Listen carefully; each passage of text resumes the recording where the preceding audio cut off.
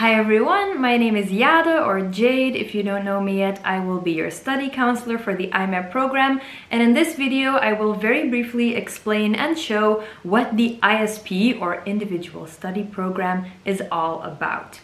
Now I'm fighting the sunlight here as the sun is setting, so the lighting in this video might be all over the place, but just get cozy with me, grab something cozy to wear, get yourself a mug of something, tea, coffee, and let's get started. If you want to know where to find the ISP, you can just look below this video. I will put it in the video description.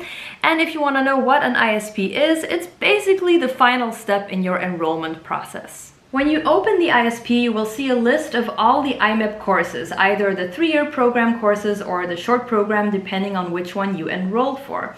You will see all of the courses listed, and on the right side you will see if it's a phase 1 course, a phase 2 course, or a phase 3 course. If you are a new student, you're lucky because then normally the system has already automatically added all of the obligatory phase 1 courses. If you're a returning student, the ISP is probably empty and you'll have to fill it out manually. So if you are a returning student and let's say you're going to phase 2, you're just going to go to the left side of the ISP and just mark off all of the courses that you want to add to your program this year.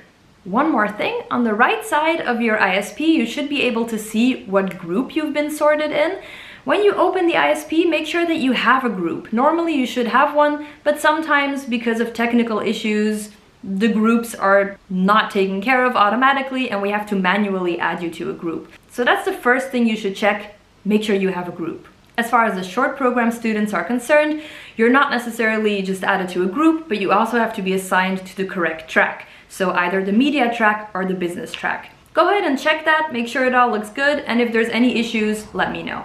If you are a flexible student, which means that you did not pass all of the courses from the previous year, and so you're not sure how to move into the next year, make sure that you've had either contact with me or John about this before submitting your ISP. For the obligatory courses, the groups will probably be automatically taken care of, but for some courses, some short program courses, retakes from previous phases, and electives, you will have to select them manually. To select a group for a class, you go to the second tab of the ISP, and there you can see a list on the left side of all the courses you're taking. When you click one of those courses, you will see the option to select a group. Saving the ISP doesn't do anything too drastic, it just kind of saves all your progress so you don't lose anything.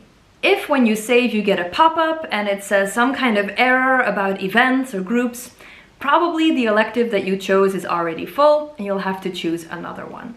One more important thing about the electives is that if you are interested in taking external media project, which is offered in both semesters, first of all, you can only take it once. I think that's pretty obvious. But second of all, if you're interested in taking this course, email Eileen before you submit your ISP. You can save the ISP, but don't submit it before you've spoken with her. Once you feel happy about the ISP, you can go to the final tab where you get a nice overview of all of the courses that you will be taking this year, and then you have to click submit, I agree and I accept.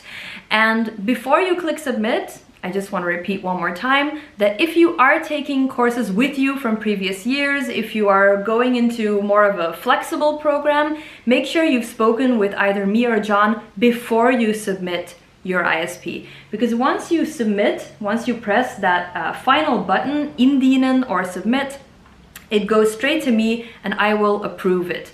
So once you send it to me, it's gone and you cannot make any changes anymore.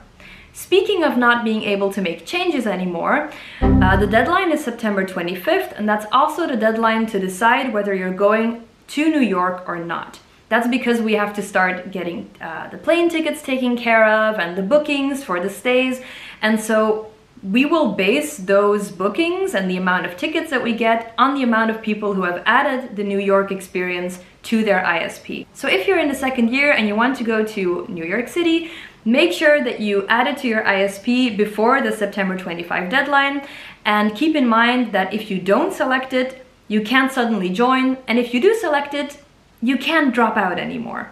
You have to join or at least pay. That's everything in a nutshell. It's pretty easy. Just make sure that if you are in a flexible program that you talk with either me or John. And if you have any more questions about any of this, check SharePoint. I already put a lot of information out there about how to tolerate courses, etc. And if you still have questions after that, just send me an email and I will gladly help you out. And with that, I wish you a wonderful, inspiring, creative, and driven year in the Imeb program.